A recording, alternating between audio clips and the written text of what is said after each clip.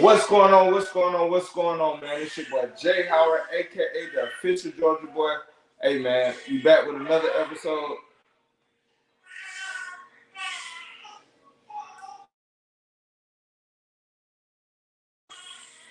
Yeah, so we back with another episode, man, of No Huddle, season number 2, episode number 1. Can y'all hear me? Let me know if y'all can hear me in the chat.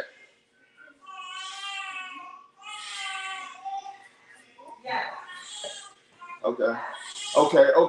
So hey, we back with another episode of No Huddle with my guy Hassan, man. But you caught me yesterday. You know I did some special for y'all yesterday with Fan of Atlanta 365. Shout out to my boy AJ and Jeremiah for joining me live, man. You know, it was a great show. But today I got something else special for y'all.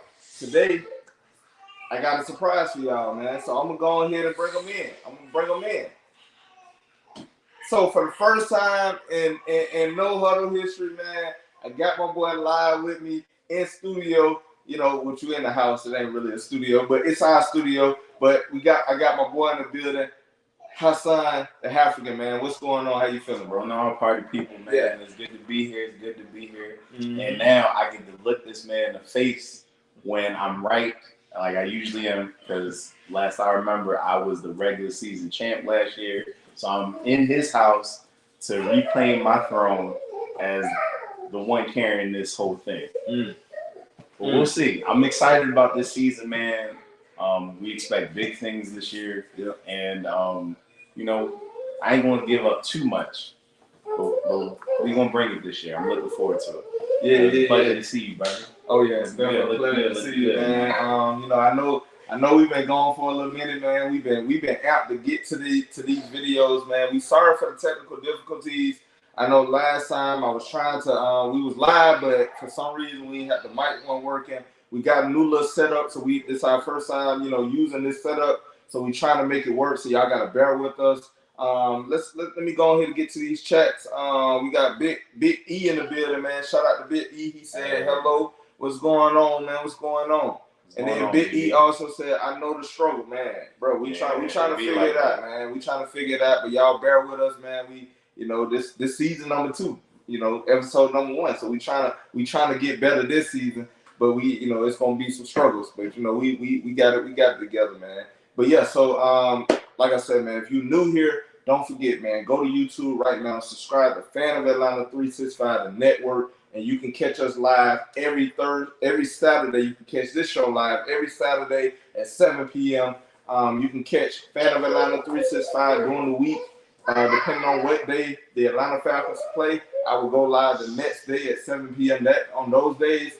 And also next week for the first time, you know, since 2021, my guy has returned, and J&B, the Talk of the Dirty South show, will be resuming next week, starting Friday at 7 p.m. So catch us live, man. Don't forget, man. Tell everybody, man. Tell your mama, tell your daddy, tell your sister, tell your brother, tell your dog, tell your cat, tell your snake, tell your rat, and throw in your little horn frog leg if you got one, man. Cause hey, Colorado ate them up today, and I was proud. So shout out to the Colorado Buffaloes.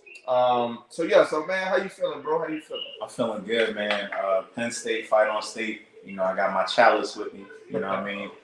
It's already 6-0 against the Mountaineers, but we gonna mop the floor with them. We'll talk about that another time. I'm excited to get to these topics and again prove to you why I'm always right. Yeah, this year I plan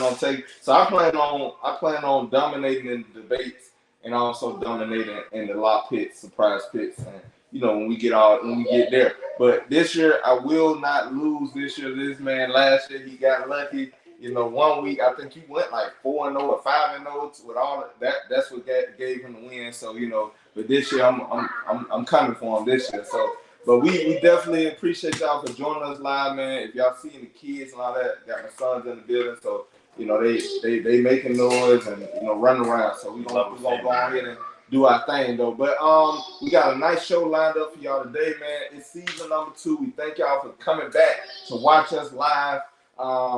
And we just gonna go ahead and get to it, man. So we're gonna go ahead and get to the first topic.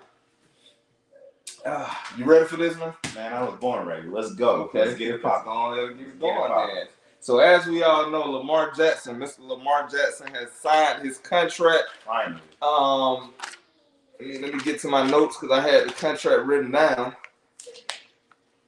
One moment. Bear with me.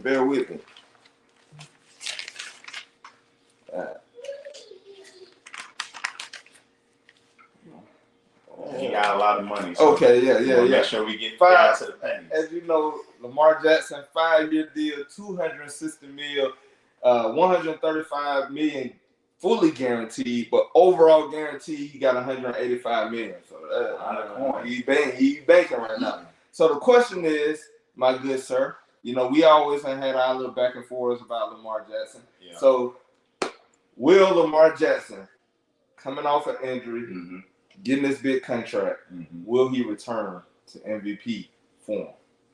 What do you say, my good sir? For me, I say it's a two-part answer. So to answer the first part directly, will he return to MVP form? No. But here's why. Okay.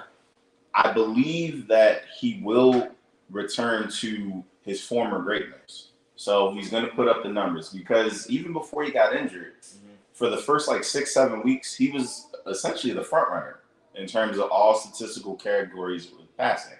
Okay. But I don't believe, while I believe he's going to put up really good numbers this year because he has a revamped offense, even though there's a lot of unknowns. Zay Flowers looks good as a rookie, looked good in the preseason. You got OBJ, but he's coming off of an injury, so you don't know what to expect out of those two. Mark Andrews is returning. The running game should be a little bit better, but because they have a new offensive coordinator on top of that, again, those are three relative unknowns. So to expect a guy who has been held back offensively, to expect him to take all of that and then leapfrog the likes of Patrick Mahomes, a Joe Burrow, a Justin Herbert, who are all solidified in their offensive schemes, even a Josh Allen. That's a tall ask. So you have to leapfrog all of those guys. And then not even including the reemergence of Jalen Hurts, that's a lot to ask. So he's going to put up numbers. I think it'll be Pro Bowl caliber. But to say that he's going to be MVP or MVP frontrunner, a little too rich for my blood. So that's why I'm going to say no. What do you say? Okay. First of all, in order to return back to MVP form, now we all do know 2019 MVP season, you can't deny it. 3,127 passing yards, 36 touchdowns, 6 interceptions, a 66.1% completion rate, 1,206 rushing yards, 7 touchdowns. You can't deny that. Nope. However, my good sir, when have he played at an MVP form before or after 2019? So again, last year, okay, if you're talking about for a complete season, that's one thing. Yeah. But we saw a large stretch of it last year. So anything can happen in the league. And again, he now has arguably his most talented wide receiver pass catching, unit. Yeah. And again, your guy from Georgia, who they plucked, is in theory supposed to be the QB whisperer, or he's supposed to open up the offense where the previous offensive coordinator held it back. Yeah. So maybe. Yeah. But to answer the question directly, for those first 6 or 7 games, that was the equivalent of the answer to your question. Yeah, because I kind of did a little research on the stats. 2018. Now, do know I don't think he started. Did he start in his? Because I think Joe Flacco started. He didn't start. So he didn't start halfway. He came in. So 2018, 201 passing yards, 6 touchdowns, 3 interceptions, 695 rushing yards, 5 touchdowns, 10 fumbles. 2020, because 2019 was his MVP season, but 2020 he had 2,757 yards, 26 touchdowns, 9 interceptions, 1,005 rushing yards, 7 touchdowns, 8 fumbles. decent year, but still had a lot of turnovers. 2021, 28, 82, 16 touchdowns, 13 interceptions, 767 rushing yards, 7 touchdowns, and 5 fumbles. Another year with a lot of turnovers. And then 2022, which is the last season, he did get hurt. We do understand he sat out because, he wanted his contract. And I get him. I'm not going to play, for when they ain't getting paid. Well, he's getting paid, but when I'm not going to risk, getting injured. 2022, 22, 42 passing yards, 7 touchdowns, 7 interceptions, 764 yards rushing. Four fumbles, and I think it was remember how many touchdowns. I believe Lamar Jackson is a good quarterback? Yes. I can't deny that. I can't deny what he does in the regular season. Oh boy, here we go. However, slander. I was waiting for it, folks. However, is the MVP award the goal for an MVP caliber quarterback, an elite quarterback, or can we see an MVP level of play in the playoffs? Oh, here we go. I think, yes, did Lamar Jackson deserve the money? I think because of his freedom, at the time he was free, he deserved to get the money that he has. Because we do know as the market goes, right? If you that guy, you get that money. Because we have seen people like Brock Osweiler and Kirk Cousins, and people like Ryan Tannehill get the money. Right. It doesn't mean that they play equates to the money, but I believe that Lamar Jackson got the money because his value to the Baltimore Ravens franchise organization, and also because he became not a free man, but he was up for a contract, and the Ravens felt like, you know what, you can't replace this man. It's cheaper to keep him, and Lamar Jackson gets the money. However, MVP form, I don't see him returning to MVP form. He does have more weapons this year. Odell Beckham Jr., Zay Flowers. I love Zay Flowers. Agreed. However, will he return to MVP of 2019, or are we equating MVP season to just going out there putting up a balance of good passing yards, good rushing yards, touchdowns, and touchdowns in the air and touchdowns on the ground. Right. But the fumbles and interceptions is a little hot. So what is considered MVP level of form returning back into this next season? That's my question. So I have 2 pushbacks, and then I'll let it go. First of all, you bringing up the postseason for a regular season award is disingenuous, and you got to stop with the slander. Somebody has to stop this. It's not an MVP. He gets on his. It's not an MVP award. We say MVP form. MVP form, but regardless, the MVP form that we're referring to is about the regular season. Okay. So if that's the case, bringing up the postseason is kind of irrelevant as it pertains to that, because we're referred to MVP form, we're not referring to the postseason. Unless you're saying Super Bowl MVP form. To the Super Bowl money, he's never been to the Super Bowl, so you can't be referring to Super Bowl MVP form. Okay. He's never done that. Yeah. So if we're talking about strict regular season MVP form, which he has already won one, then again, we're in agreement, but for different reasons. You like the slam to this man, whereas I tend to be balanced as it pertains to Lamar Jackson. I will say I don't see that coming, but if there's any person outside of Jalen Hurts and Patrick Mahomes and Joe Burrow, those and even to a lesser extent, Justin Herbert, they're kind of outliers. Okay. Because while they can throw the rock anywhere, they can move. They're mobile, but their game is not predicated on being able to throw and run. Whereas someone like Jalen Hurts, he's the quote unquote prototypical NFL current quarterback because of these spread offenses and RPOs and things like that, and because he is tailor made for the offense and the skill position players that he has. Saying all that to say, Lamar Jackson is older. He has a talented but relatively unknown set of talent players and he has an offensive coordinator who's had him for the first time. So there's a lot of unknowns there. At the end of the day, is it possible? Absolutely. I don't want to count out a guy like that because he's still got wheels. And what will separate him from the rest of those guys, he's the best rusher out of them by far. Yes. So if there's anybody who could bridge the gap with his legs as well as his throwing, even more so than Jalen Hurts, it's going to be Lamar. But with all of those relative unknowns, I don't see it, especially leapfrogging those guys who are in established offenses that are relatively tailor-made and have shown the ability to adjust when things break down. Mahomes won the MVP without Tyreek Hill. So, just saying. Yeah.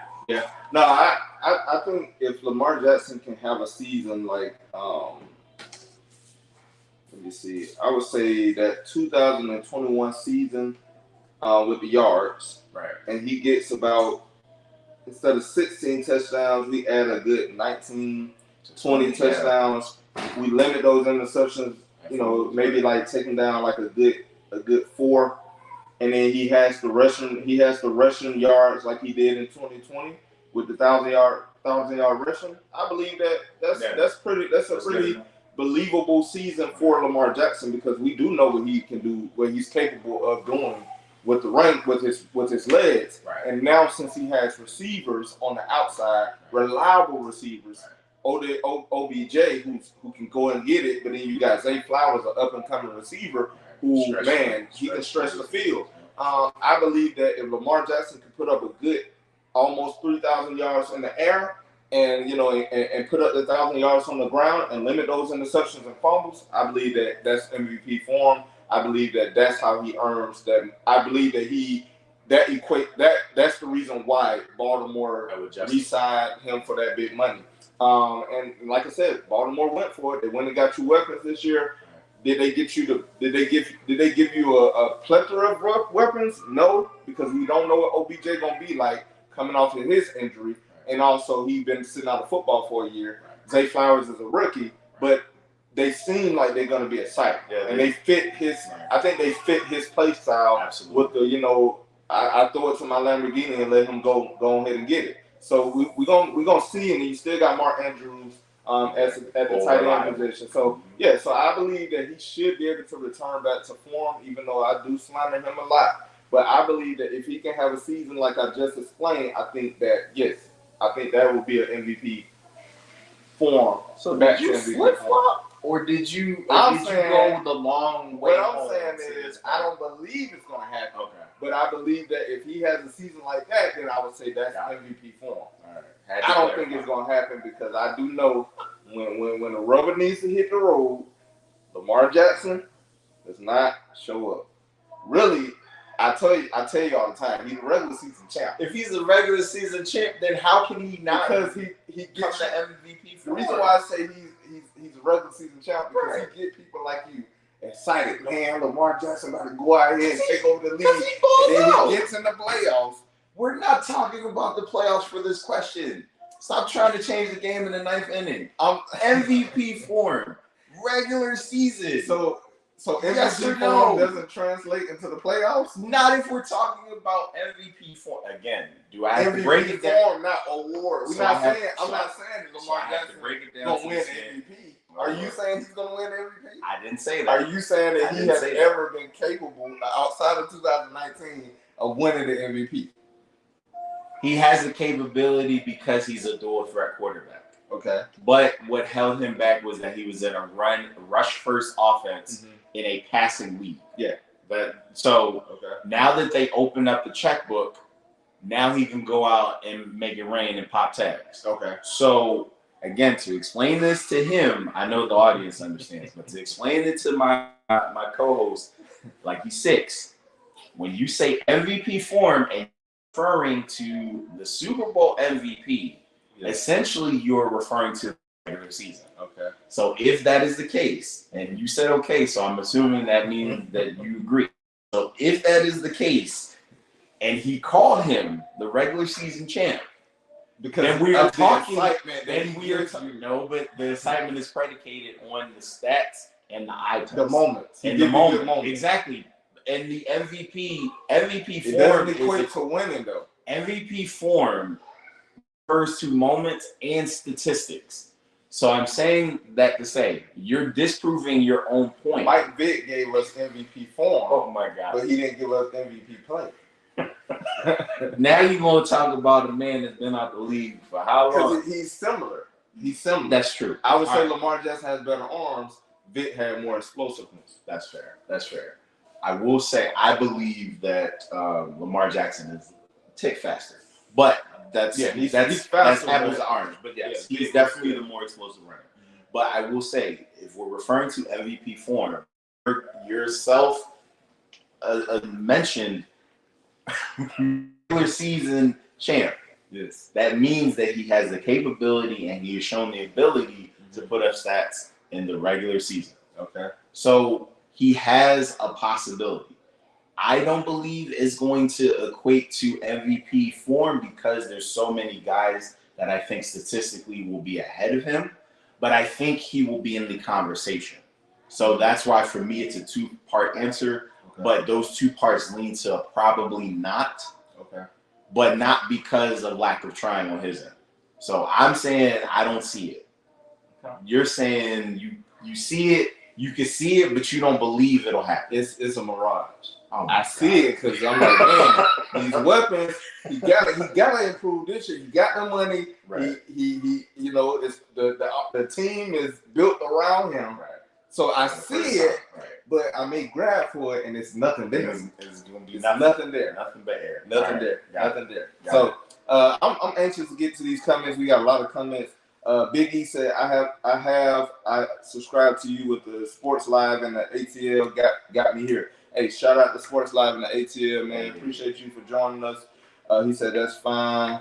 Mary Gallard, man. Shout out to Mary Gallard. What's going on, Mary Gallard? Hey, he said, let's go Falcons. You know it. Big E said, good for him. A little overpriced, but good. Yeah, definitely deserved the money because of the time he became free.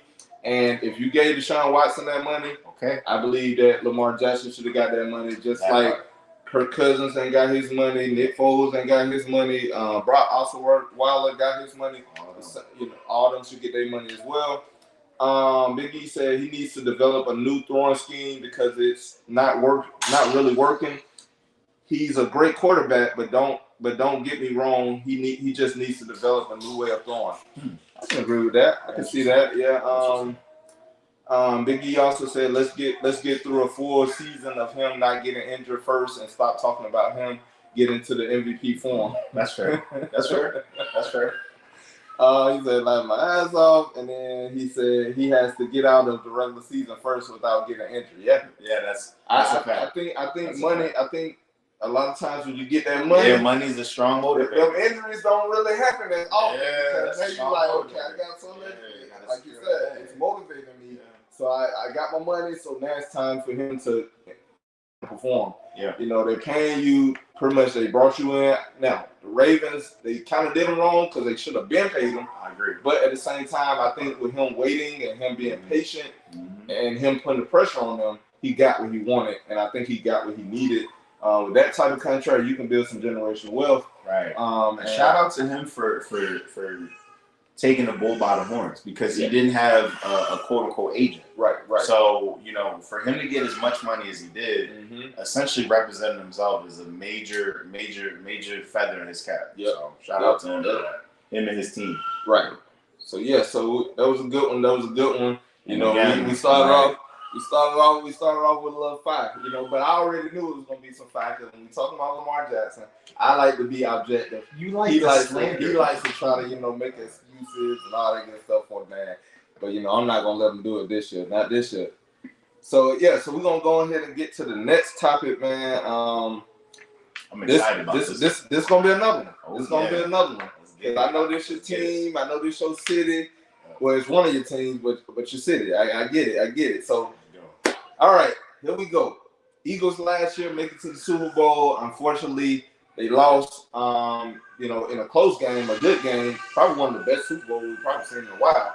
But they did lose to the Kansas City Chiefs. But Jalen Hurts I mean, you can't deny the season that he had, an MVP form season. He should have won MVP. Agreed. But we digress on that. We understand that they couldn't give him MVP and Offensive Player of the Year. But the question is, will Jalen Hurts repeat the success of last season? I'll let you take this one. Ooh, let's get to it. So I want to preface my thoughts because I'm about Eagle fans. I'm about to, give y'all some praise. I'm about to give y'all some praise. I know y'all not used to me, talking good about y'all. But I'm gonna give y'all a little praise with Jalen Hurts. Big E said Chiefs fan is here. Hey, okay. Shout out to the Chiefs, man. Good time to be a Chiefs fan. I think so. Yeah, it's a good time to be a Chiefs fan. But do I believe he will repeat last year's success? Maybe not repeat last year's success, but still have a successful season. Okay. I think the Eagles did get better, especially on the defensive side of the ball.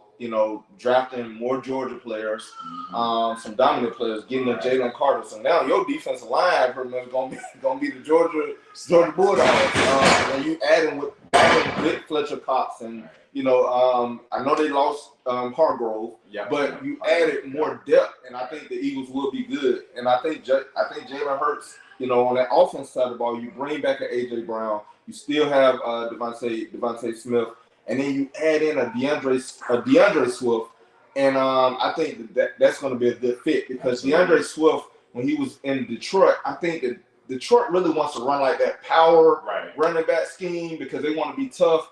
And I think DeAndre Swift is more of I'm a scat back, put the ball in space, give him the ball in space, and let him do his thing, and let him use his speed. And I think with the Eagles, with a Jalen Hurts beside you doing that read option, man, it's about to be dangerous in Philadelphia. So I do believe he will not repeat the same success of last year because last year it was an unbelievable season. Absolutely. But one thing I have to say about Jalen Hurts, since even when you go back to college, and I will start off in college, one thing I can say about him is that he's very resilient and very consistent. Absolutely. Let me tell you how resiliency shows. He started off in Alabama in his freshman year. Took Alabama all the way to the the college football playoffs. They lost to Clemson, Deshaun Watson year. They did lose to Clemson, 35-31.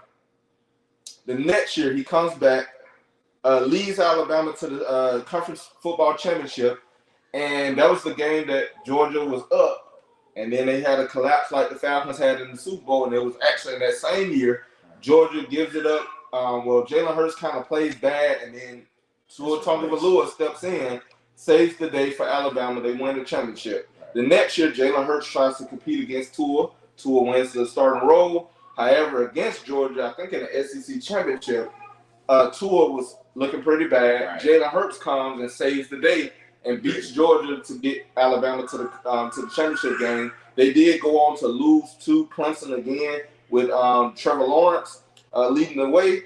And now he transfers to Oklahoma, and he made magic happen at Oklahoma in 2019. I think I have the stats here. He had 3,851 passing yards, 32 interceptions, 32 touchdowns, 8 interceptions. I mean, an unbelievable year in Oklahoma. And so you saw the resiliency. You saw him, have some early success, had some, mishaps, had some struggles, come back and have pretty much a Heisman. I think he was in the finalist Heisman Trophy. Trevor Lawrence won that, right? I believe so. Yeah, I think Trevor Lawrence won that Heisman Trophy. But then he comes to, he gets drafted by the Philadelphia Eagles, and I thought at that time I did think it was a bad move for the Eagles, not because Jalen Hurts I didn't believe Jalen Hurts was good. I thought Jalen Hurts was good, and I felt like him having to sit behind Carson Wentz at that time. Right.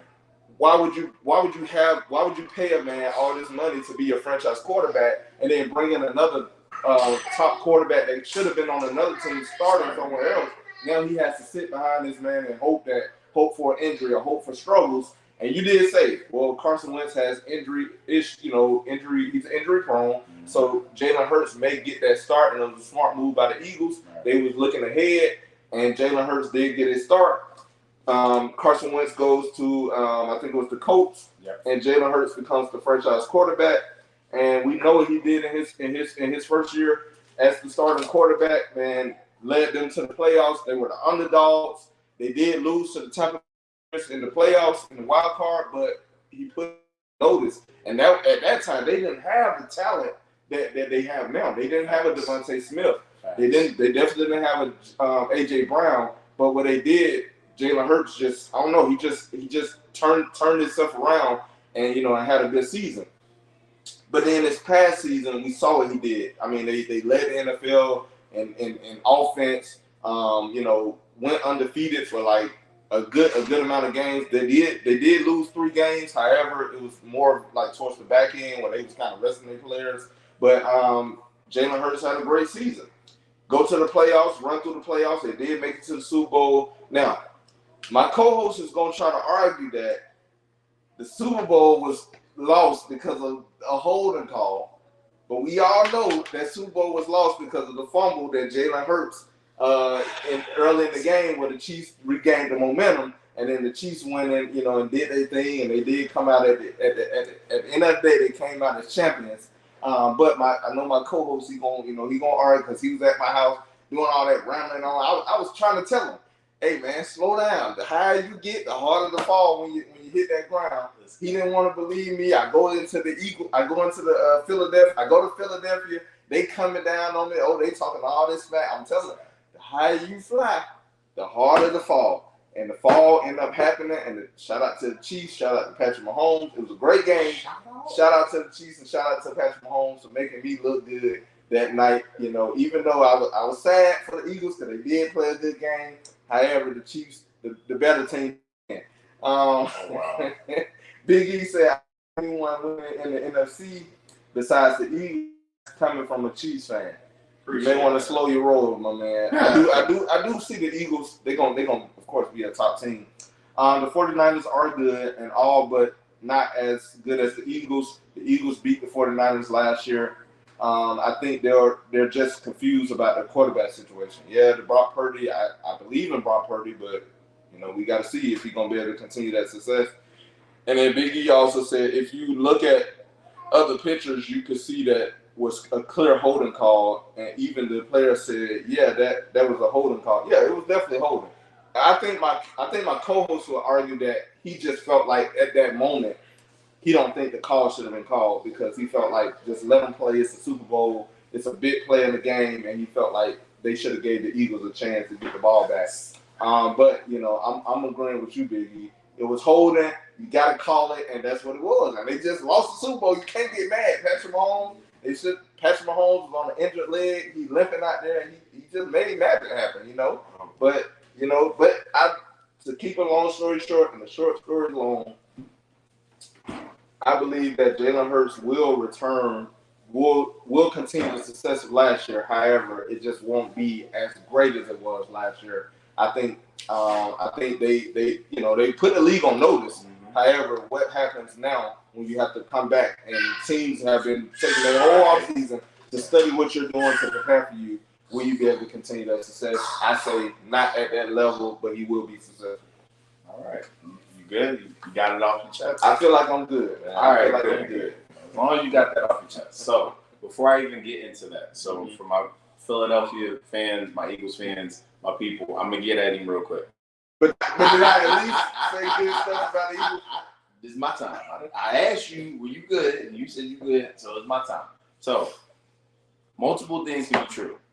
So yes, I was at his house when we watched Super Bowl, and yes, I was pissed and rightfully so. Now, was it a holding call?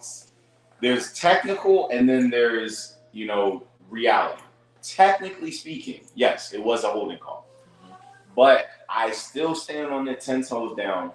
In that moment, calling that call, it wasn't so blatant that you needed to call it, and it wasn't so blatant that you needed the outcome of the game to pretty much be wrapped up in a bow and given to the Chiefs. Did they do enough to win? Absolutely. Absolutely. And Big E, congrats to your team. They did win fair and square. And you're slightly incorrect. I honestly thought that, yes, the fumble did contribute to the loss, but I don't think that was the main reason for the loss. For me, outside of the holding call that was called, that punt return, that was actually where we lost. But I think the frustrating part for us, as Eagles fans especially, you don't call it during that time. You don't ruin such a well-played game by it being decided by the Zebras. You don't want that, number one. Because it should have been whoever had the ball last determines the game, right? We were robbed of that, number one. Number two, as far as that punt return goes, if they didn't return that punt as far as they did, we're probably winning the game because there's not enough time. Mm-hmm. And yes, the fumble happened, but Jalen Hurts still, with the fumble, outplayed Patrick Mahomes, the best quarterback statistically and from the eye test last year and for the past several years. Yeah. So all of that in a vacuum is why I'm still frustrated. But I'm not a sore loser. The defense is what caused y'all that game. Exactly. As well as special teams, and that's why that punter was not re-signed. I believe they cut him. Okay. So that being said, they probably hired a Georgia punter too. Here we go. So to answer the question, will Jalen Hurts be able to repeat last year's success? I believe not only will he be able to, he might actually take it a step further. And here are a few reasons why. So if we look at the offensive side of the ball, both of his top wideouts are coming back. Mm-hmm. His top tight end is coming back. And while they did subtract a really excellent runner in the running back position, they went out and got a modern-day Westbrook type in DeAndre Swift. Yeah. And then on top of it, they got a bruiser in Rashad Penny. Now, granted, he's a little more injury-prone, but because they're going to have a running back room by committee, and they all give you a little something different. Boston Scott is a little different than Gainwell, and Gainwell is a little different than Penny, and Penny is a little different than Swift. There could be times where they might mess around and have Swift in the slot or Swift line up, and then also still have one of those running backs in the backfield. So they can mix and match so many different ways. So it opens up the offense even more. And then that offensive line is arguably the best offensive line in football. They lost nothing on that side of the ball. So yes, and now granted, they lost Shane Steichen. Now he's the coach of the Colts, which is fine. It's still the head coach's offense. It's still Sirianni's offense. Mm-hmm. We've seen offensive-minded head coaches who take on play-calling responsibilities excel. McVay has done it. Yeah. Zach Taylor has essentially done it. Yeah. LaFleur has essentially done it. Mm-hmm. We've seen it time and time again. So I'm not as concerned about that. But then to add the other elephant in the room, defensively, yes, you could argue that they did addition by subtraction. So they let Gardner Johnson Walker or whatever his name, CJ Walker, whatever his name, Carter Johnson, they let him walk. Now he's with I believe it's the Saints. Well, no, he was with the Saints. He was with the Saints, and then he got signed by another team. They let him walk. Hargrave has walked. So now you have offensive, and then both of your starting linebackers, you let them walk. Yeah. So I believe while they're going to be better in some areas, there's going to be some growing pains. So they're probably going to have to score more and outscore teams in order to win. They're not going to be as able to rely on the defense. The defense will still be strong, but I do believe there's going to be some slippage. Hassan Reddick is a little injured. He's a little banged up. So all of those pieces on the defensive side of the ball, along with more tools and more play toys for him to go out and do what he does, I think he's going to increase his yardage, and I believe he'll probably throw about 3 or 5 more touchdowns. Okay. If he does that and keeps the interceptions where they were or somehow reduces that, that's an MVP caliber season any year. So if he's able to do that, then he's definitely going to return to form. Yeah. And another guy y'all added, I'm pretty sure he made the team. Mm-hmm. Atlanta Falcon product, Lamar Jackson.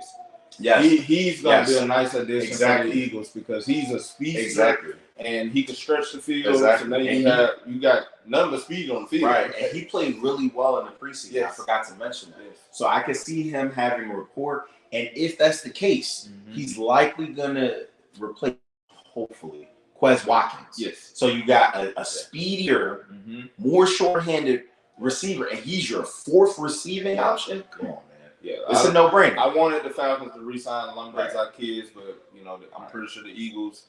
I think he just wanted to get out of there because we had the money. I just think that he probably wanted to be with somebody a new scenery. Yeah. And I really wanted Lamar Jackson, but that's y'all got a dog. And then like you said that even though you lost your linebackers, the Kobe Dean, smart player, he's going to be able to pick up. I think getting some more experience. Absolutely. It's going to be good for him. Nolan Smith was a good pickup.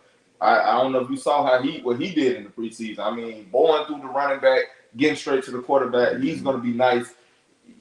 You already had Jordan Davis with the Fletcher Cox, and then you added Jalen Carter with that. Like Keely Ringo as a cornerback. I don't know if he's starting because I know you still got Slam. Yeah, we got Slam Bradbury. You still got Bradbury. So he might push for time. But and then like I said, on the offense side of the ball, you bring in DeAndre Swift. So I do see. I'm excited about that. It's more. I think the team is going to be better this year. I agree. As far as the talent. I just don't believe that Jalen Hurts is going to put up the numbers that he put up.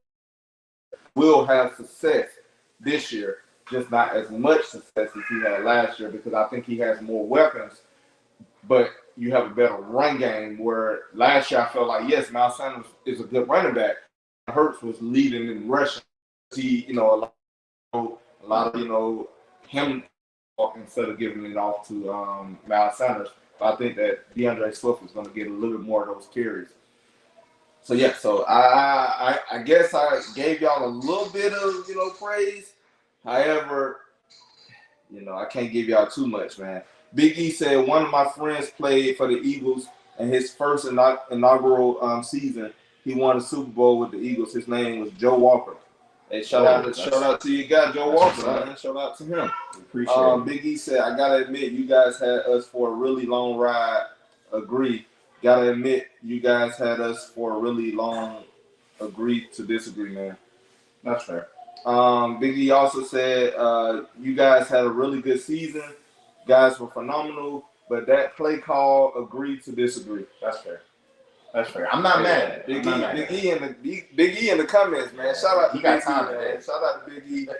Shout out to his Chiefs. Good luck on the season, bro. We already know what Patrick Mahomes gonna do, man. He's gonna eat. We know what he's gonna do. But yeah, so we're gonna go ahead and get to this next topic.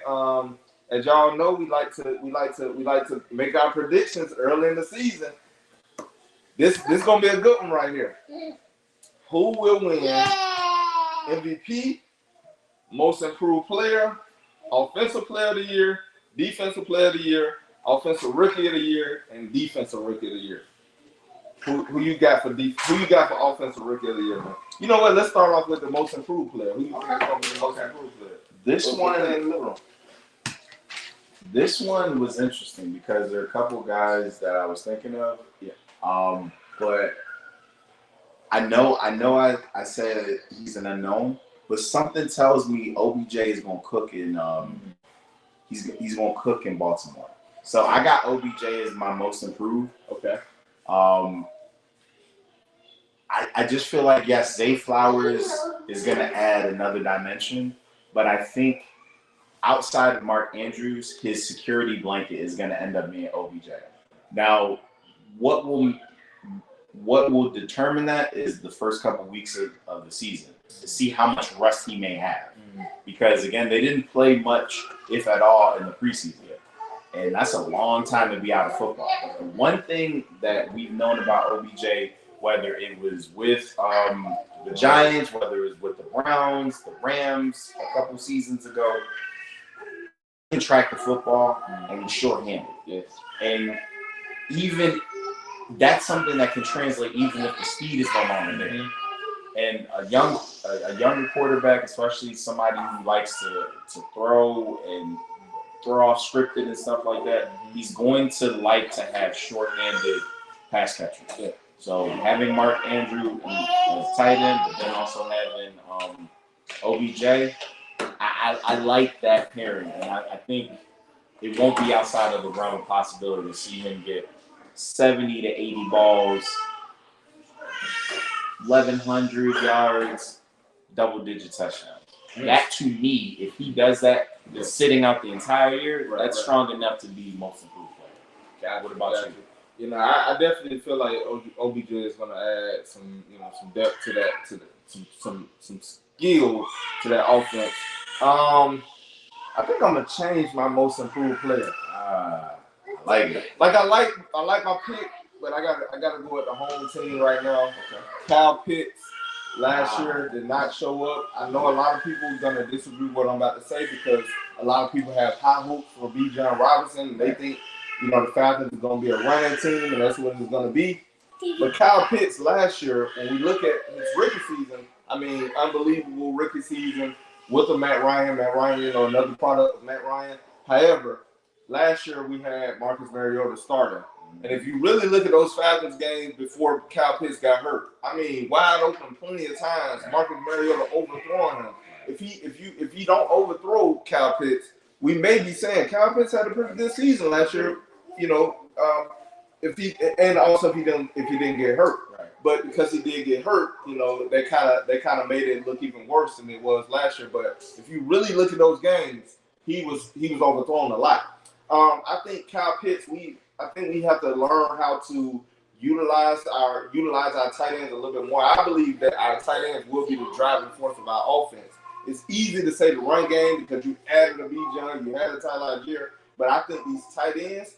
Look at our tight ends. You got Kyle Pitts starting. You got Jonnu Smith, who was successful in the Arthur Smith scheme in Tennessee. You bring Michael Pruitt back, who ended up being the starting tight end when Kyle Pitts went out and had an unbelievable season. And then you got John Fitzpatrick out of Georgia last year at 6'7". I think if he can develop his hands a little bit more in the red zone, he could probably be like a Jimmy Graham. Big guy who can box you out and make those those red zone catches. I believe that Kyle Pitts will lead this tight end group, and he's going to return back to his rookie season form. Now he is coming off an injury, and he's coming with a new quarterback who he didn't really get to play with in a Desmond Ritter. I think they only played like maybe 2 drives in the preseason, this whole preseason. But I think Kyle Pitts, we drafted him 6 overall. Number 4 overall for a reason. You don't bring him in just to block. You bring him in and catch passes. We got a lot of weapons on this team. You got Drake London on the outside. You brought in Matt Hollins on the outside. You got Scotty Miller in the slot. You got Kyle Pitts. You got Jonnu Smith who can line up at receiver. Then you bring in Bijan Robinson or Tyler Algier. You still got Cordero Patterson. So we got a lot of weapons, man. It's about to be dangerous. However, we gotta balance it out. I don't think we need to become a total running game because you got Drake running at number 8 overall, Kyle Pitts at number 6. You can't spend that kind of money just to have them out there. You gotta learn how to utilize them. But then you went and got Bijan at number 7 overall this year. So I think and with Tyler Algier, 1,000-yard rushing season last year as a rookie, given that he didn't play a full season. And then you got Cordero Patterson who can come out there and do his thing. I think we got to get this passing game going as well, and I think Kyle Pitts is going to lead the way. I did have Deshaun Watson as my most improved player. I believe that he will come out this year and put the league on notice. I think last year, given all the stuff that he was dealing with, it's a lot of pressure because you don't know how the fans are going to receive you. Haven't been out of football for at least a year. I think that he needs to get his footing. I think this year, with the talent that they have, I think he's going to be able to return back to that old Deshaun Watson. But so he was my most improved, but I got to switch it with Kyle Pitts. Same. I was tied between those two. Yeah. But OBJ, I wouldn't be surprised if Deshaun Watson wins it. But I something tells me OBJ is going to cook because I feel like he has even more to prove than he did with the Rams after Cleveland. Because I think now I think people still appreciate who he is, but I think he's kind of being counted out a little bit. Yeah. And especially being with a quarterback who people, they're both motivated to prove something. Right. And then that whole offense is motivated to prove we're not just run based. Mm-hmm. We can advance. We're not just the old Ravens offenses of old. So we'll see. And I think he's excited to be in Baltimore. And I think him and Lamar Jackson have a good relationship off the field. And I think he's gonna be able to become that OBJ of old. Exactly. He's gonna be able to be himself and not have to feel like, well, let me be different because I need to earn my respect back. I think this year, when that season with the Rams, he earned his respect back, but then he got hurt, and I think this season he needs to earn it back again. Right. And now you have a quarterback who can get the ball to you, and and be dangerous with his legs, so you can kind of get a lot of more passes. So I definitely agree with you. Kenny Pickett, Big E said that's a safe bet. I would love to see Kenny Pickett. He look good. Yeah, I would love to see Pickett do his thing. He said massage happy ending. Oh boy. Look, man, the son, man, he won't be getting on massages by himself. He gonna have somebody in the room. Hopefully, he'll have somebody in the room. Let's don't put yourself back in that situation. Or hopefully he takes Steve Harvey's advice and just doesn't turn over. Yeah. You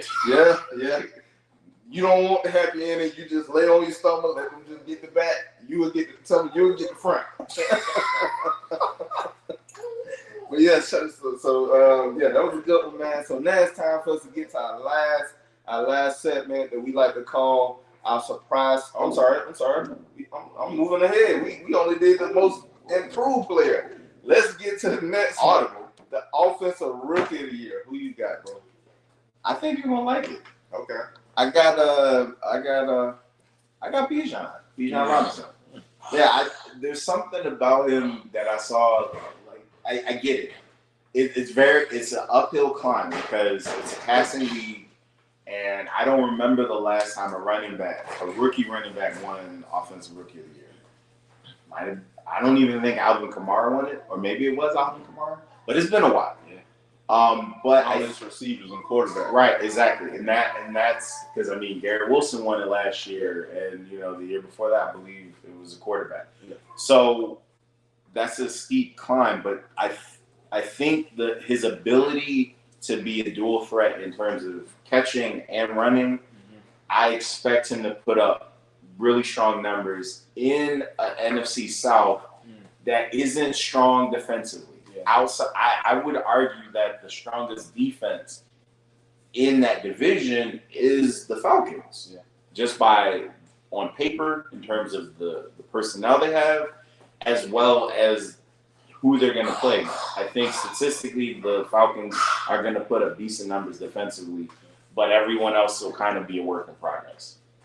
So the combination of the offense that he's in, the fact that they drafted him so high, he's going to be a focal point of that offense, and mixing it with the fact that the rest of those other defenses are not really strong. I like his chances as good as anyone else's for him to be offensive rookie of the year. Okay, who do you have? That's a good one, and I hope you're right. I would love to see Bijan, dominate and become rookie of the year. But I would say I'm gonna say Zay Flowers. That was my Zay Flowers. To me, I wanted the Falcons to draft him. I thought he was gonna be able to last until the second round. I was like, okay, we can get him in the second round. I think he went in the first round. Yeah. But I think adding him with Lamar Jackson, who can get the ball down the field, even at short passes, man, when read option passes, a little quick slant across the middle, he's going to be dangerous because he can run after the catch, and he's going to probably score a lot of touchdowns, get a lot of yards. But I got Zay Flowers. I think he's going to be an explosive. I think he's also going to be able to return, and you may see him on a lot of jet sweeps. That's true. So it's a lot of things he can do for your offense, and So I think Zay Flowers will be the offensive rookie of the year this year. He kind of reminds me of a slightly larger, a little more explosive Hollywood Brown. Exactly. And I think that's ideally, if he has the season that we believe he will have, I think that's what the Ravens wanted all along. Yep. But they swung and missed with Hollywood Brown. Mm-hmm. and they'll probably hit a home run with him. Yeah. I think they'll hit a home run with Zay Flowers. Big E said, "I'm stuck. I have no idea who is gonna win this one." Yeah, man, it's hard. It's hard. It's tough. It's tough because it's a lot of offensive talent in this draft. Someone else I liked was two, and I hate to do this because one, he's a Seahawk and he used to be a Buckeye, but Jackson Smith-Njigba is going to put up numbers. Yes. And I also am curious to see what happens with Jair Gibbs because of the team with the Lions, the team that he's going to be on. Those two were on my radar, but I still believe Bijan should have statistically a better season in terms of those guys. Do you before we get going? Do you think any of these quarterbacks are going? You know, out of the quarterbacks, if I had to be forced to pick one, I would probably lean more to Bryce Young. Okay. Simply because, again, now the NFC South, I've already said the defense is outside of the Falcons. I think those other defenses are a work in progress, right? But if you look at C.J. Stroud, he's going to be in the AFC South. There are no real strong either, so he could explode. But I just believe that Bryce Young has a better. That's true. They're both in the. So they could put up better records or put up better stats or get more wins. But I think Bryce Young is the better made for the better ready now quarterback. Okay. Even though the one with the highest ceiling is Anthony Richardson to me. Stroud is the more prototypical, kind of quarterback. But Bryce Young, when it comes to throwing the ball and who he has around him, I think he's set up a little better. Especially because now, they went out and got Miles Sanders. So it'll take pressure off of him and he won't have to do it all on his own. And they still got some pieces offensively. So they brought in Adam Thielen, but they did lose DJ Moore. They did. And Curtis Samuel been gone. They did. But I still think because he's the best thrower of the football out of those three, he'll likely put up better numbers. Okay. And I could see him potentially finding a diamond in the rough pass catcher outside of Thielen. Are you concerned with his size? I'm not, because at this point, Kyler Murray showed that it's capable, that it's a possibility to be done. Drew Brees, of course. Now, I'm not comparing him to those guys. Russell Wilson, I'm not comparing him to those guys, but I'm saying they've done it. Why can't he? Not to mention he's smaller than Russell Wilson. I think he's the smallest quarterback, and that's fine. But I mean, even way back, Doug Flutie was a really small quarterback, and he had a long career. Mm-hmm. And not to mention, he's going with a head coach and Frank Wright, who's a quarterback's coach. Yeah. So if anybody has the mind and the capability to maximize his talent and put him in the most opportunistic position to be successful, it'll be somebody like Frank Wright. Yeah. And it's in a soft landing spot. The NFC South is not going to be one of the more competitive divisions. Mm-hmm. I personally believe, again, not because you're sitting in front of me or what have you, I think at this point it's likely the Falcons division to lose. Mm-hmm. So they have a little bit more talent than everyone else. So again, he's going to be playing with house money. Yeah. So all of those things in the blender, I like him as the one quarterback who could probably challenge for offensive rookie of the year. Yeah, and actually, yesterday I did my show and we talked about how I think the division is going to pan out. I should have the Saints winning the division and the Falcons coming into second place, because I feel like the Falcons are going to drop. It's going to come down to that last game against New Orleans, the last game of the season. Mm-hmm. I think New Orleans is going to get us in New Orleans. Gotcha. But I think I think the Falcons are they're going to slip up that one game where you like, okay, we got to get this one and we lose it. And I think that's going to be that game. But I do have the Falcons, making the playoffs, getting the wild card, and I think we're a dangerous team. We slept on because of the previous years, but I do think the Falcons are going to be. Now, if I had to say which quarterback I believe more in, who's in a better situation, I do think Bryce Young could be in a better situation because their defense is stout. Carolina got a pretty good defense, but I'm gonna tell you, I think people are sleeping on. And I like to predict teams that are up and coming. Last year I predicted them Jets, but this year I'm actually kind of sold on the Houston Texans. I know a lot of people don't believe in them, but when you look at Damian Pierce, and they got some receivers, not no great receivers, but I think CJ Stroud with that kind of run game, it can take the pressure off him. How you said Miles Sanders can take the pressure off of CJ Stroud, but the Houston Texans defense, I think a lot of people sleeping on that defense. And with what's his name, the coach, DeMeco Ryan.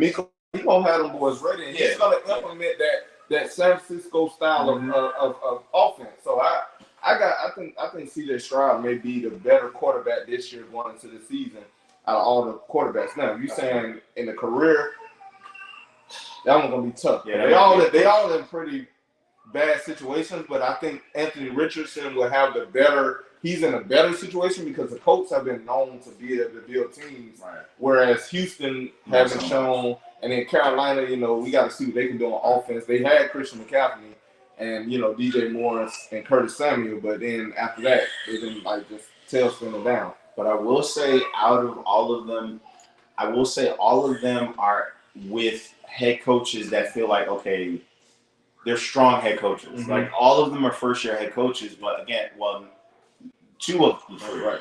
Because Frank Wright, I mean, we know what he's done with the Eagles and the coach previously, so he'll have him right.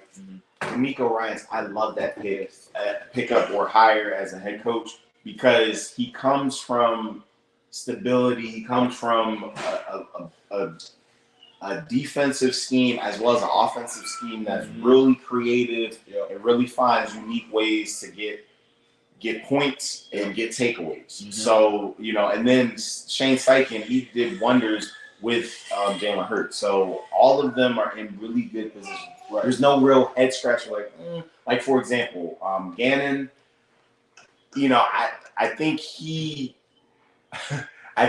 ended up flipping a really strong year into a head coaching situation, but I don't feel like he's going to be a Brandon Staley from a few years ago when he was with the Rams.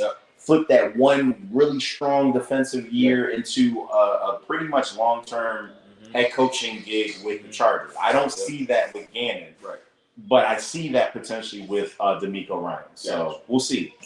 Yeah. So next, let's get to that defensive rookie of the year. All right, but before that, Big E saying I think so too. He said I think so too. I think he has a strong chance to be the number 2 on the receiving in this receiving core. Agreed. The wide receiver core is nasty with DK Metcalf, Tyler Lockett, who's very underrated. Agreed. I think in Jitba, I think he's going to be, when we look back at this draft, him and Zay Flowers, I think they're going to probably be the ones. They're going to be the ones. They're the next breed of receivers, how Jamar Chase and Justin Jefferson, how they came in. I think they're going to be the next duo. No surprise there. And then you had Garrett Wilson last year. Yeah, I think he's the next crop.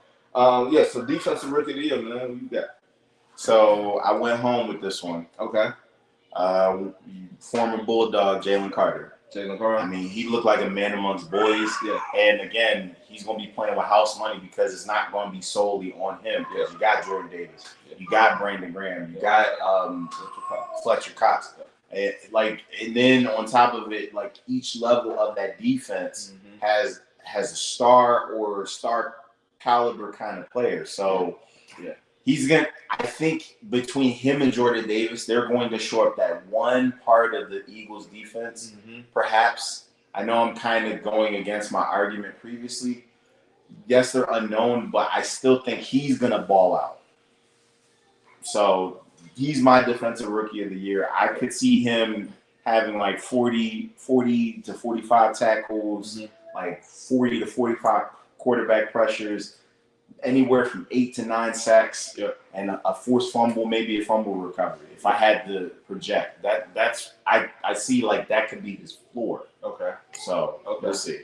And I'm kind of going with a pick because I feel like I want to change, but I'm gonna stick with what I have. I got Devon Witherspoon in Seattle. We saw what Tariq Woolen did last year. You add him now, you got another cornerback on the other side with this defense. I believe that this defense is gonna be pretty dangerous. Seattle just always, I don't know, Pete Carroll, he just knows. Like sometimes you'll sit here and be looking at his draft and you're like, why is he drafting this dude? But he turned him into something. Like the Seattle Seahawks, nobody expected them to, be in the playoffs last year. But for some reason, Pete Carroll, he knows football. I got to give it to him. And I think Devon Witherspoon was a great pickup for them. Like I said, adding him with Tariq Woolen, you still got Jamal Adams in the back. Forgot the other guy. Is it Quadre Diggs? Yeah. Quadre Diggs. So I think he should be able to shut down his side, and we saw what Woolen did, so maybe he can have a season like Woolen had last year. But if I was going to change my pick, it would have been Will Anderson Jr. because I believe with DeMarco Ryan, his defensive mindset and just being who he is, and we saw what he did with San Francisco defense. I believe that Will Anderson Jr. he could be a beast, man. You got Derek Stingley Jr. at that cornerback position. You got the other guy who the free safety. I forgot his name. Jalen Petrie.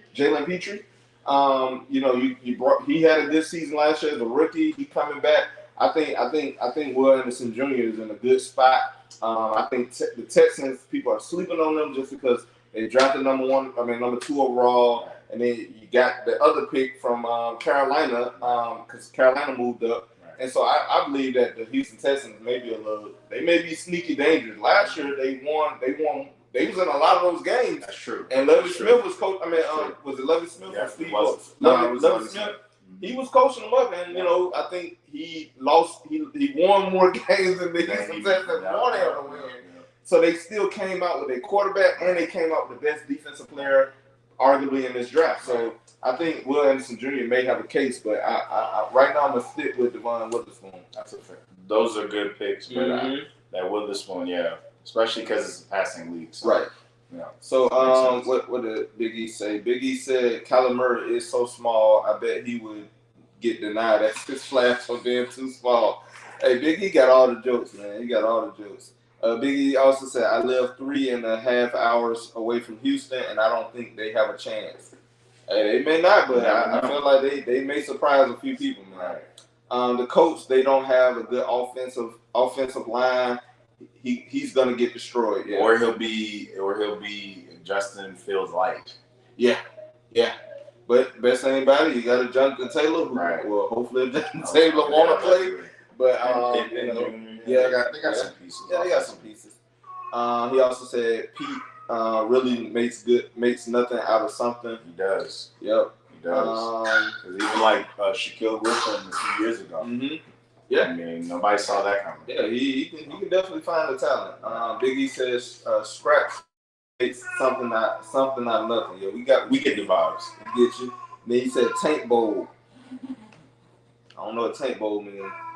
I don't know either. I'm thinking about Houston Texans. Yeah. Who knows? Who you think? Well, I think the Cardinals are probably gonna be the worst team in this.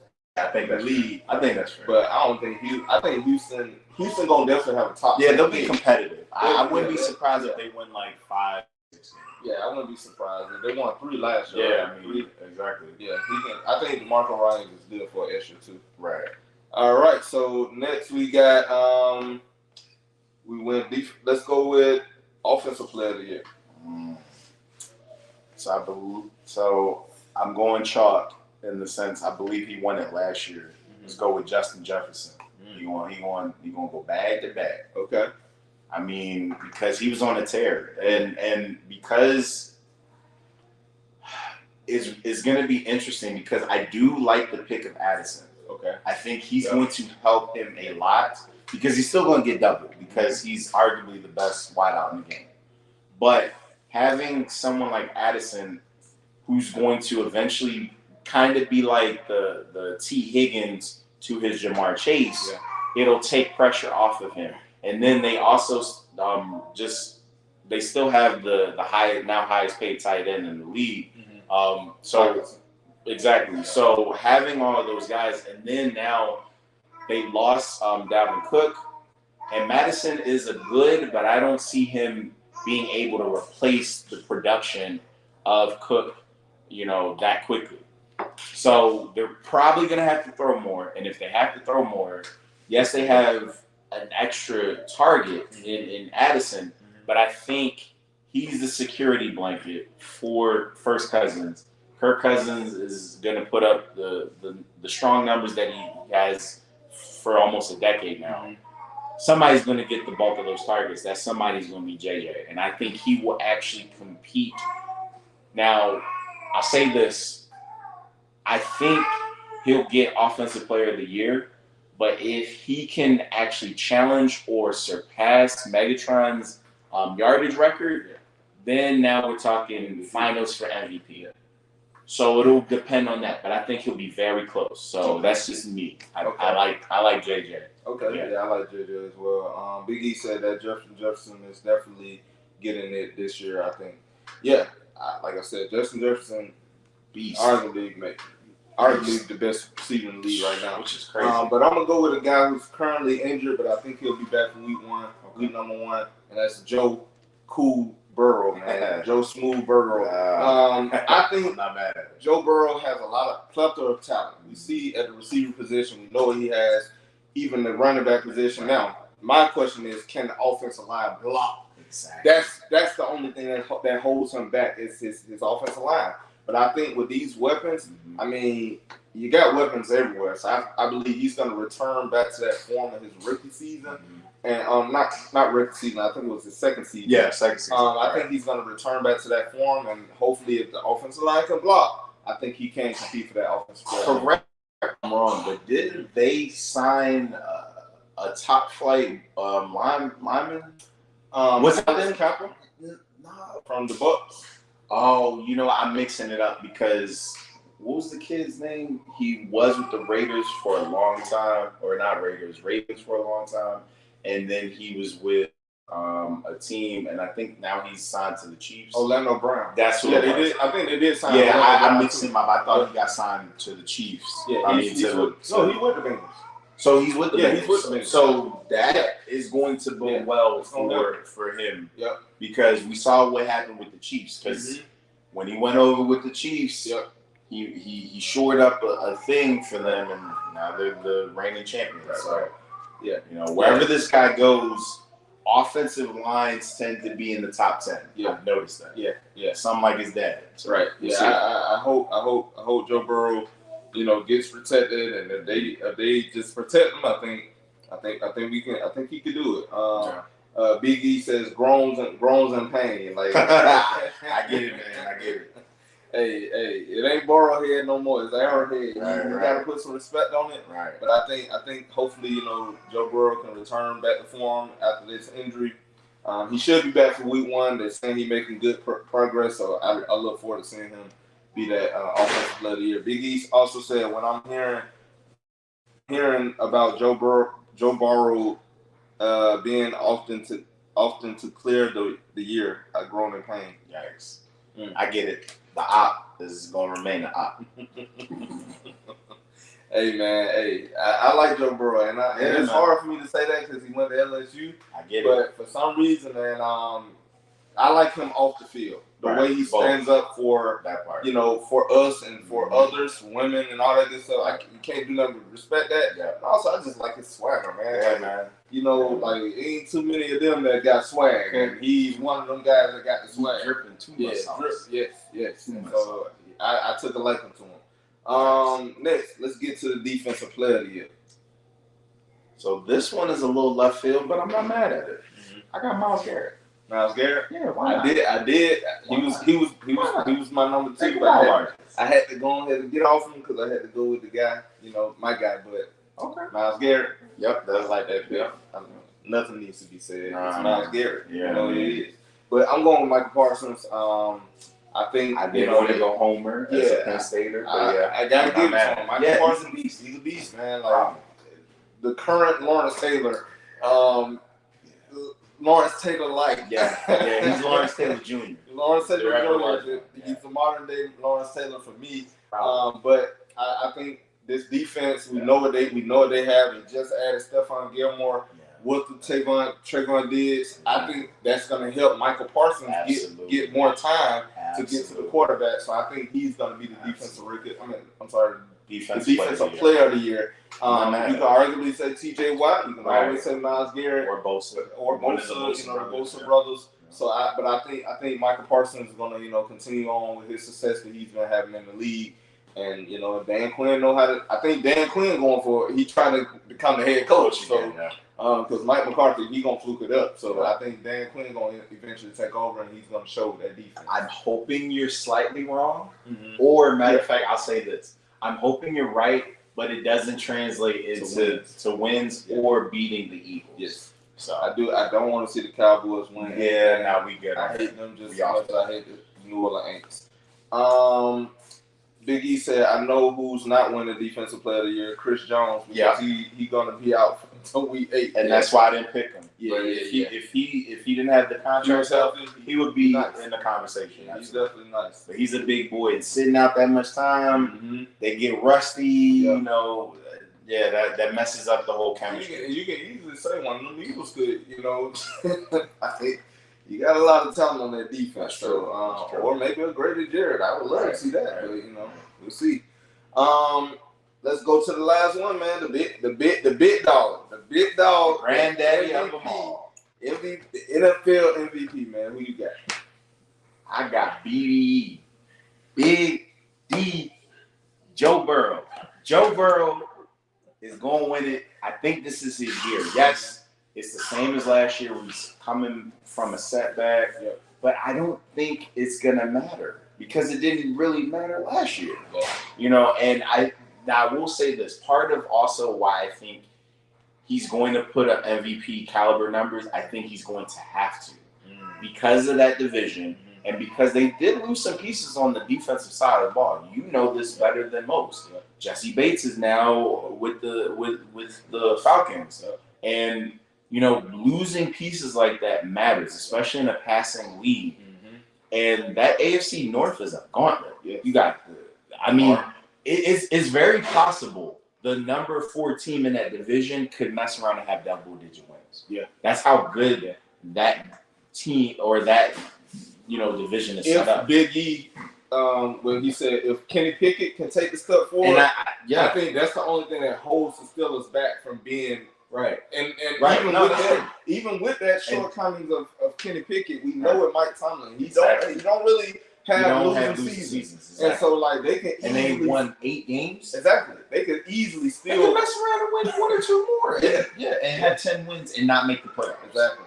So and if Deshaun Watson can become he don't even have to become the old Deshaun Watson. Just be 85%. And let that defense eat and let Nick Chubb eat. I think it's going to be a tough division. So having all of that, he's going to have to have that team average anywhere from 30 to 35 points a game to have a fighting chance. And I don't think the defense will be able to bail him out. Yes, they have Hendrickson. He's a nice player. But one guy can – I know as a Rams fan, one guy cannot be the sole end-all, be-all of your defense, even though that's what they're banking on this year. I don't know why or whatever. Going back to that point, a slightly compromised defense and a super competitive conference, along with all the weapons he has and another year under his belt under that team, and now he has a better offensive situation with Orlando Brown Jr. there. Come on, man. That to me spells like anywhere from an additional 300 to an additional 500 passing yards, anywhere from 3 to 5 touchdowns, and probably a drop of 2 to 5 interceptions on a season where he had 40. I think he had 4,475 passing yards at 7.4 yards attempt. And he had a 68.3 completion percentage with 35 touchdowns to 12 interceptions. If he throws for the high 4,000s, flirts with 5,000 yards, has anywhere from, again, 35 to 40 passing touchdowns, and he messes around and gets to like 10 or less interceptions, that's an MVP caliber season. And they could still mess around and win a super competitive division. Come on, man. And he's arguably now the second best quarterback in the league, but not according to ESPN. But I'm not mad at Jalen Hurts being number 2 from last year. Yeah. But anyway, my pick is Joe Burrow, and I think I'll be right at the end of the season. Yeah. What about you? Yeah. I gotta give shout out to the Eagles, man. I'm going to go with Jalen Hurts. I think the Eagles have added enough talent on the offensive side where it's gonna work in Jalen Hurts' favor. Like I said, you still have AJ Brown, you still have Devontae Smith, but then you add in the Olamide Zaccheaus to that mix. I think it's gonna help with spreading the field. And then you got DeAndre Swift. I think Jalen Hurts is going to continue to lead this team. Like I said, he won't have a season like the success with what he did last year. Still going to be solid, and I think because he has that dual threat, he can run and he can pass. It's only going to make his case a little bit better because he's going to score a lot of touchdowns. He's not going to put the ball in harm's way, and I think his interceptions is going to be down. Are going to go up because he has way more talent, and I just believe that he actually is pretty solid. And like I said, throughout his history, we have seen every year he has gotten better. Every year in his NFL career. So last year he was in the 3,000s, like the mid 3,000s. Maybe this year he could probably get to that 4,000. Exactly. We'll see. Exactly. But I got Jalen Hurts this year. That's a safe bet. Jalen Hurts. Yeah. So what we got? Big E. He said. Let's hope we don't see the 30 for 30 touchdowns and interceptions. Yeah. I don't think nobody doing that one. I think that was a one-off. Yeah, I think that was a Jameis Winston Jameis Winston special. Yeah. But yeah, Joe Burrow, like I said, you can easily say Joe Burrow. You can easily say Patrick Mahomes. Yeah. I just feel like Patrick Mahomes, he's great, but he don't have the talent on offense that he's normally used to. And I just think this year more competition, man. Yeah. Notice. And I'm not the biggest fan, but notice we didn't mention Herbert. Notice we didn't mention, who knows, Kirk Cousins, who has arguably the best wide receiver in the league. Yeah. If JJ goes for 2,000 yards, that's what if Kirk Cousins goes off on a tear and he throws for 5,500 yards. Right. So there's so much more competition, and you can't win it every year. You can't argue against Aaron.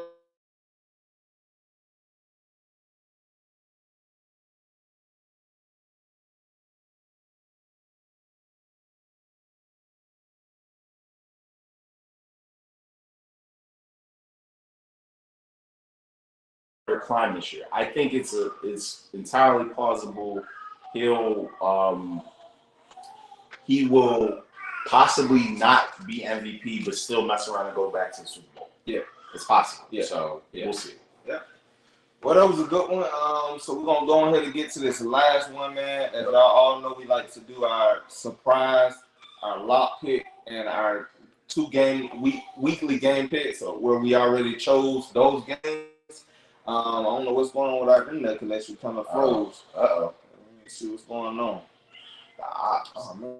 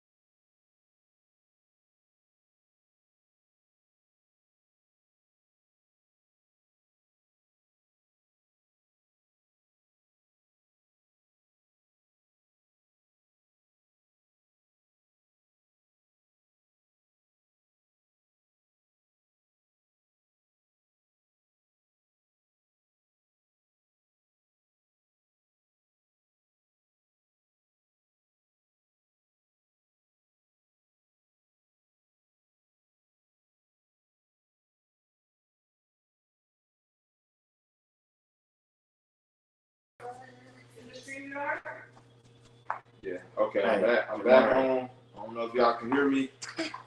Please put a thumbs up or something. Let me know if you can hear me. Oh yeah, I hear you. Okay, we back on.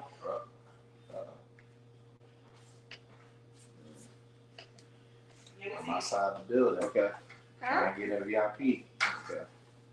Just bear with us for a few minutes, and we're gonna get back with y'all. All right. Say have a nice day. I had a really fun time. Thanks for reading my messages. Of course, bro. Of course. If you're still in the building, man, thank you for joining us. He said, Pilot Jones said we can't hear y'all. All right. I'm glad y'all can hear us, man. We trying to, iron out these kinks. I don't know what's going on, man. They don't want us to win. But God did. God did. So when my boy get back on, we're gonna go ahead and give y'all our picks. You could definitely let us know what y'all picks are. We call this segment surprise pick, lock pick, and the weekly game pick, so you can make your picks. Our surprise picks are who you think is gonna be a surprise and win which game.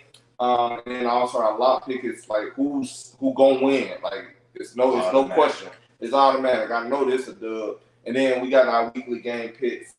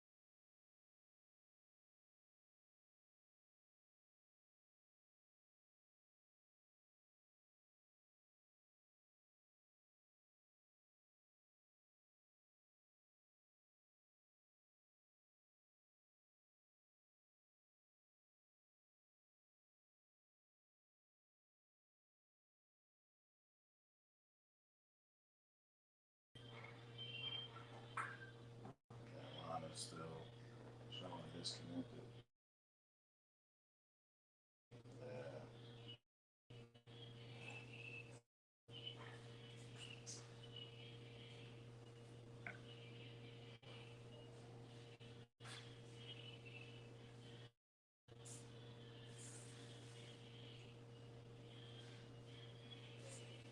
Hey, babe, can you do me a favor one more time? Can you at least see the one camera where? Okay.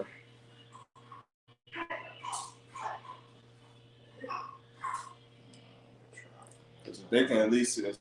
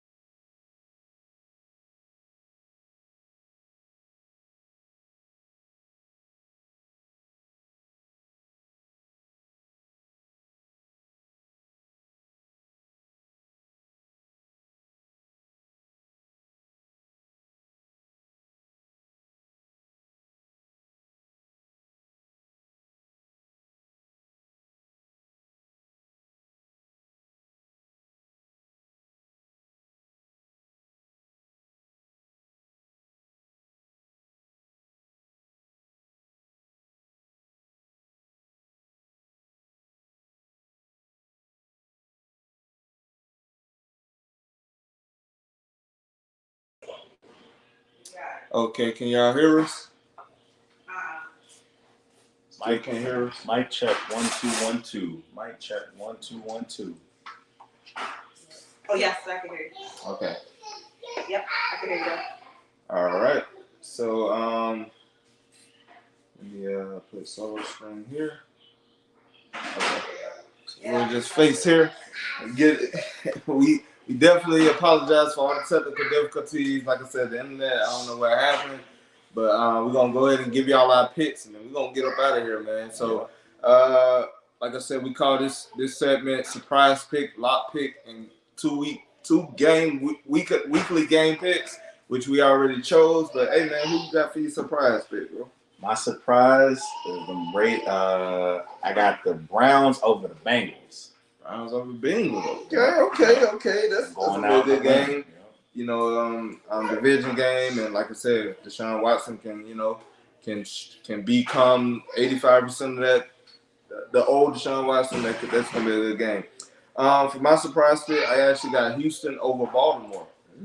I got Houston over Baltimore. Like I said, I think a lot of people are sleeping on Houston, and I'm gonna go ahead and get on that bandwagon before we get to going. So I got Houston over Baltimore. Who you got for your lock pick, man? I actually have the opposite. I have the Ravens as a lock over the Texans. Got you. Like I said, it can go that way. We gonna see. It's gonna go most likely go that way, but I got Houston over Baltimore. But for my lock pick, I got them Atlanta Falcons over them Carolina Panthers. This year we got a lot of weapons, man. This defense is gonna be stout. You add in Calais Campbell. You have Bud Dupree starting. You brought in Jeffrey Okudah, who gets that second chance. Jesse Bates, Kaden Ellis rushing off the edge. And you add that with a Brady Jarrett and Arnold Ebiketie and AJ Terrell, who's already there. And then on the offensive side of the ball, it's just weapons galore. I think the Falcons should be able to beat the Carolina Panthers and remain. Carolina Panthers remain the Carolina Panthers. So I got Atlanta over Carolina. Not mad at it. Who you got for your? So the first week, the game picks. We got Kansas City versus the Detroit. Is it Detroit Lions? Yep. So we got Kansas City. They actually opening up the Thursday game. So we got Kansas City Chiefs at Detroit. No, Detroit Lions at the Kansas City Chiefs. Kansas City Chiefs will be dropping their banner. Who you got, bro, winning this game? I got the defending world champs winning that one. But it's gonna be a shootout. Okay. Think of the Rams Chiefs game a few years ago. Maybe not as high scoring, but it's gonna go back and forth. Okay. Yeah, for me, I got Kansas City over Detroit. I think Detroit is not ready to perform on that level yet. I do think that they're gonna be a competitive team, but they're not ready yet. They need some more talent, and I think some more years under their belt before they can, start winning games like this. But I do got the Kansas City Chiefs over the Detroit Lions. And then the last game, we got the Buffalo Bills at the New York Jets. We all know, this is gonna be a good game. Two division teams. The Jets add Aaron Rodgers. Hey man, they everybody looking for the Jets to become the net. They already gave him the Super Bowl, I guess. But who you got, bro? Believe it or not.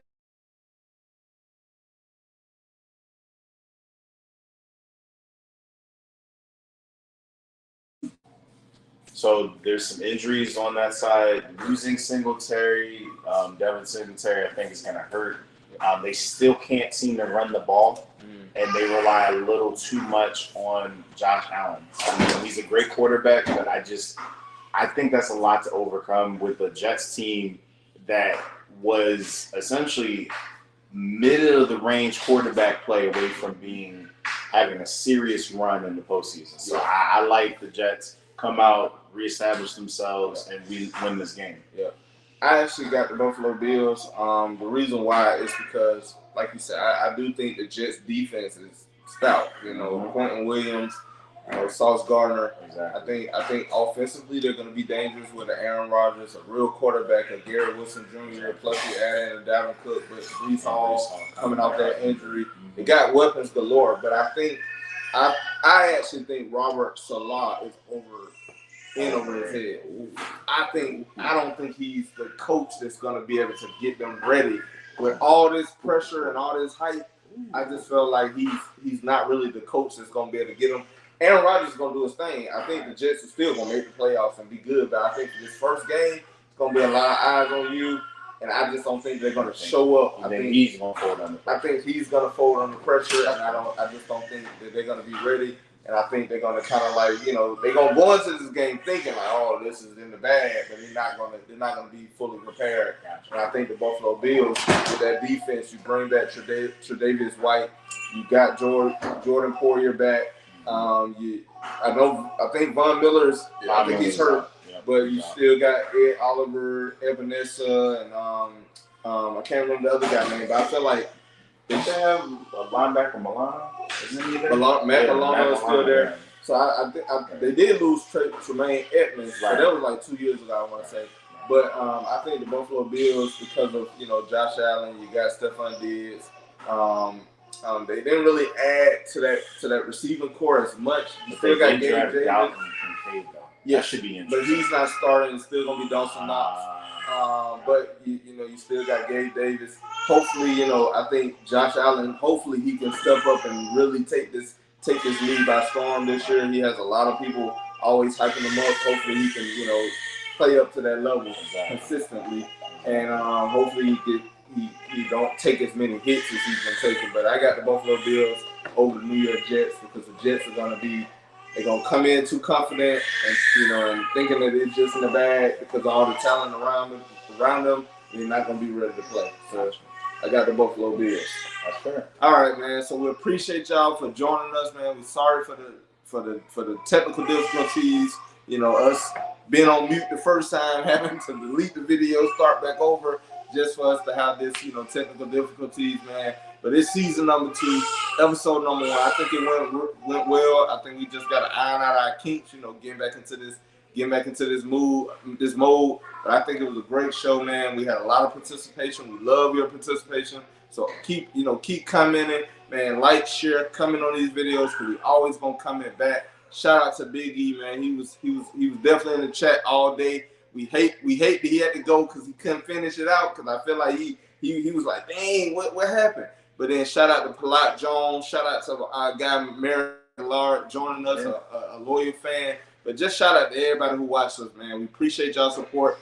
Go to YouTube. If you can hear me, go to YouTube right now. Subscribe to Fan of Atlanta 365, where you can catch No Huddle every Saturday at 7 p.m. J&B, the Talk of the Dirty South show, every Friday at 7 p.m. And, of course, Fan of Atlanta 365 every Monday. Most likely every Monday. You'll be able to catch me live at 7 p.m. as well. But, man, we really appreciate the support. Don't forget, man, tell everybody. Tell your mama, tell your daddy, tell your sister, tell your brother, tell your dog, tell your cat, tell your snake, tell your rat, and throw in your pet goldfish if you have one, man. It's been another episode of No Huddle. Me and my guy Hassan, man, we out of here. Hey, it's been a great one, having you at the table with me.